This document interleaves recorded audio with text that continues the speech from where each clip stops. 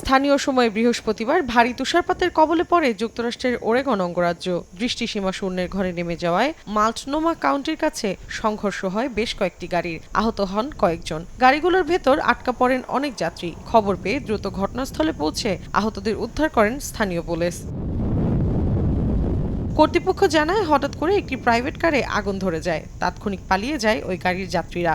এ সময় পেছনে থাকা অন্যান্য যানবাহনগুলো ব্রেক কষলে একের পর এক ধাক্কা লেগে এ দুর্ঘটনা ঘটে। এদিকে বৈরী আবহাওয়ার কারণে বিদ্যুৎ বিচ্ছিন্ন হয়ে পড়েছেন দেশটির পশ্চিম উপকূলের হাজারো বাসিন্দা। নিরাপত্তার স্বার্থে কয়েকটি অঙ্গরাজ্যে বন্ধ ঘোষণা করা হয়েছে শিক্ষা প্রতিষ্ঠান। পাশাপাশি ওরেগনের উত্তর পশ্চিমাঞ্চল এবং ওয়াশিংটনের দক্ষিণ পশ্চিমাঞ্চলে বৃষ্টিপাতের সঙ্গে তুষারপাতের পূর্বাভাস আবহাওয়া বিভাগের।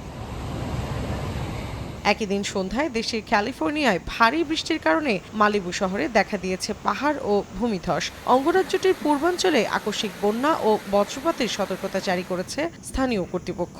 পাশাপাশি স্থানীয় সময় শুক্রবার দক্ষিণাঞ্চলের 6 এবং উপকূলীয় এলাকায় 3 ইঞ্চি পর্যন্ত বৃষ্টিপাত হতে পারে বলে জানিয়েছে আবহাওয়া অফিস। এছাড়া গাছপালা উপড়ে বিদ্যুৎ বিভ্রাট এবং বিমান চলাচলে বিঘ্ন ঘটতে পারে বলেও সতর্ক করা হয়। অর্ধেক পাউডারে দ্বিগুণ উজ্জ্বলতা। নতুন রিন অ্যাডভান্সড অর্ধেক পাউডারে দ্বিগুণ উজ্জ্বলতা।